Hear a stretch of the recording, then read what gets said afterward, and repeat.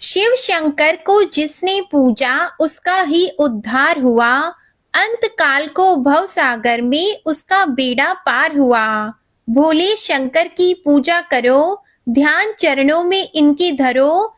हर हर महादेव शिव शंभू, हर हर महादेव शिव शंभू। ओम नमः शिवाय। आइए श्रवण करते हैं सोमवार व्रत की कथा। प्राचीन काल की बात है। एक नगर में एक बहुत धनवान साहूकार रहता था, जिसके घर में धन की कमी नहीं थी। परंतु उसको एक बहुत बड़ा दुख था कि उसके कोई पुत्र नहीं था। वह इसी चिंता में दिन रात लगा रहता था। वह पुत्र की कामना के लिए प्रत्येक सोमवार को शिवजी का व्रत और पूजन किया करता था तथा शाम के समय शिव मंदिर में जाकर शिवजी के सामने दीपक जलाया करता था। उसकी इसी भक्ति भाव को देखकर एक समय पार्वती जी ने शिवजी महाराज से कहा कि महाराज, यह साहूकार आपका अनन्य भक्त है और सदैव आपका व्रत और पूजन बड़ी श्रद्धा से करता है। इसकी मनोकामना पूर्ण करनी चाहिए। तब शिवजी ने कहा, हे पार्वती, यह संसार कर्म क्षेत्र है। जैसे किसान खेत में जैसा बीज बोता है वैसा ही फल काटता है, उसी तरह इस संसार में जैसा कर्म करते हैं वैसा ही फल भोगते हैं। पार्वती जी ने अत्यंत आग्रह से कहा, महाराज, जब यह आपका अनन्य भक्त है और इसको अगर किसी प्रकार का दुख है तो उसको अवश्य दूर करना चाहिए, क्योंकि आप सदैव अपने भक्तों पर दयालु होते हैं और उनके दुखों को दूर करते हैं। यदि आप ऐसा नहीं करेंगे तो मनुष्य आपकी सेवा और व्रत क्यों करेंगे? पार्वती जी का ऐसा आग्रह देखकर शिवजी महाराज कहने लगे, हे पार्वती, इसके कोई पुत्र नहीं है। इसी चिंता में यह अति दुखी रहता है। इसके भाग्य में पुत्र ना होने पर भी इसको मैं पुत्र प्राप्ति का वर देता हूँ, परंतु यह पुत्र केवल 12 वर्ष तक जीवित रहेगा। इसके पश्चात वह मृत्यु को प्राप्त हो जाएगा। इससे अधिक मैं और इसके लिए कुछ नहीं कर सकता। यह सब बातें साहूकार सुन रहा था। इससे उसको ना तो कुछ प्रसन्नता हुई और ना ही कुछ दुख हुआ। वह पहले जैसा ही शिवजी महाराज का व्रत और पूजन करता रहा।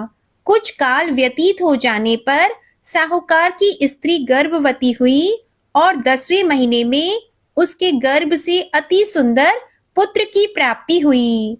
साहूकार के घर में बहुत खुशी मनाई गई, परंतु साहूकार ने उसकी केवल 12 वर्ष की आयु जानकर अधिक प्रसन्नता प्रकट नहीं की और न ही किसी को भेद बताया। जब वह बालक 11 वर्ष का हो गया तो उस बालक की माता ने उसके पिता से विवाह आदि के लिए कहा, तो वह साहूकार कहने लगा कि अभी मैं इसका विवाह नहीं करूंगा, अपने पुत्र को काशी जी पढ़ने के लिए भेजूंगा।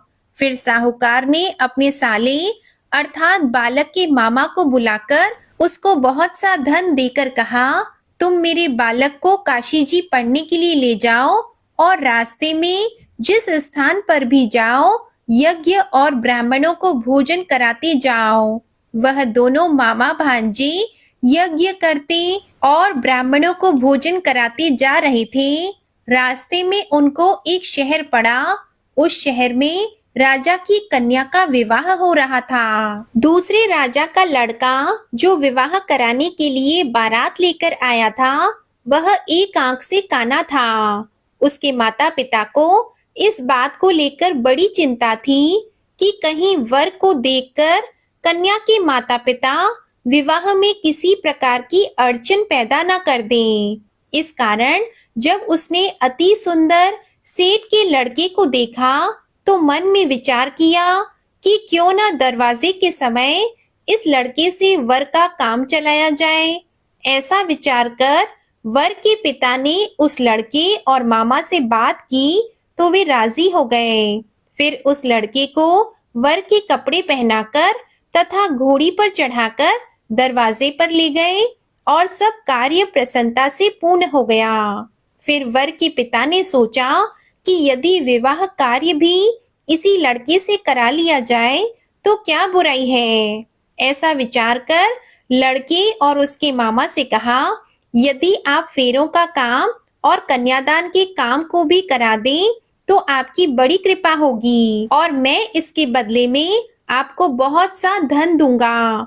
तो उन्होंने स्वीकार कर लिया और विवाह कार्य भी बहुत अच्छी तरह से संपन्न हो गया। जिस समय लड़का जाने लगा तो उसने राजकुमारी की चुन्नी के पल्ले पर लिख दिया कि तेरा विवाह तो मेरे साथ हुआ है, परंतु जिस राजकुमार के साथ तुमको भेजेंगे वह एक आंख से काना है और मैं काशी जी पढ़ने जा रहा हूँ।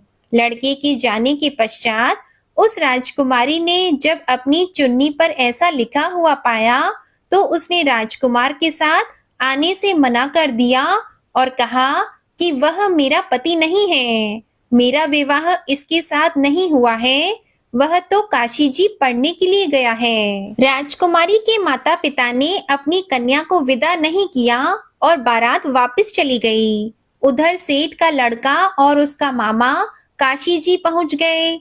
वहां जाकर उन्होंने यज्ञ करना और लड़के ने पढ़ना शुरू कर दिया। जब लड़के की आयु 12 वर्ष की हो गई तो उस दिन उन्होंने यज्ञ रचा रखा था कि लड़के ने अपने मामा से कहा कि मामा जी आज मेरी तबीयत कुछ ठीक नहीं है। तब मामा ने कहा कि अंदर जाओ और सो जाओ। लड़का अंदर जाकर सो गया और थोड़ी देर में उसके प्राण निकल गए। जब उसके मामा ने आकर देखा कि वह मुर्दा पड़ा है तो उसको बड़ा दुख हुआ और उसने सोचा कि अगर मैं अभी रोना पीटना मचा दूंगा तो यज्ञ का कार्य अधूरा रह जाएगा। इसलिए उसने जल्दी से यज्ञ का कार्य समाप्त कर ब्राह्मणों के जाने के बाद रोना पीटना आरंभ किया। संयोगवश उसी समय शिवजी पार्वती जी उधर से जा रहे थे।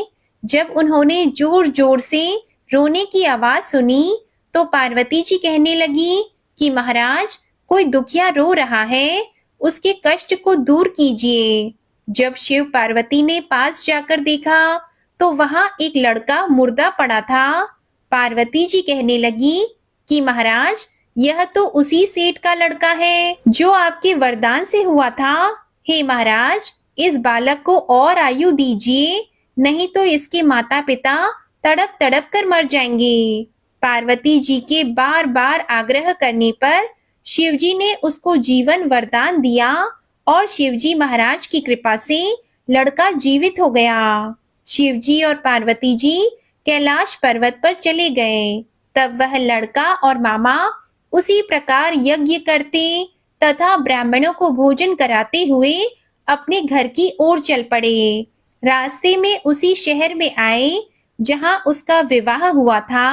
वहां पर आकर उन्होंने यज्ञ आरंभ कर दिया तो उस लड़के के ससुर ने उसको पहचान लिया और अपने महल में ले जाकर उसकी बड़ी खातिर की।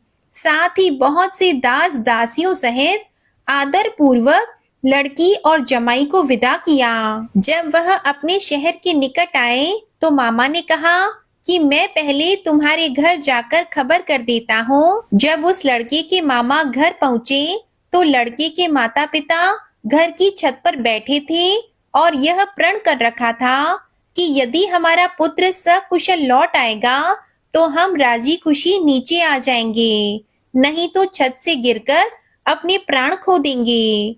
इतने में उस लड़के के मामा ने आकर जब यह समाचार दिया कि आपका पुत्र आ गया है तो उनको विश्वास नहीं हुआ।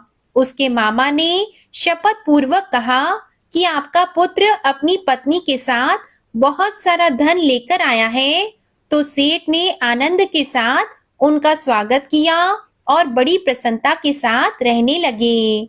इसी प्रकार से जो कोई भी सोमवार के व्रत को धारण करता है अथवा इस कथा को पढ़ता या सुनता है, उसकी समस्त मनोकामनाएं पूर्ण हो जाती हैं। उम्मीद है आपको सोमवार व्रत की कथा अच्छी लगी होगी। अगर ये वीडियो अच्छी लगी हो तो कमेंट में ओम नमः शिवाय जरूर लिखिएगा और चैनल सब्सक्राइब करके बेल आइकन भी प्रेस कीजिएगा।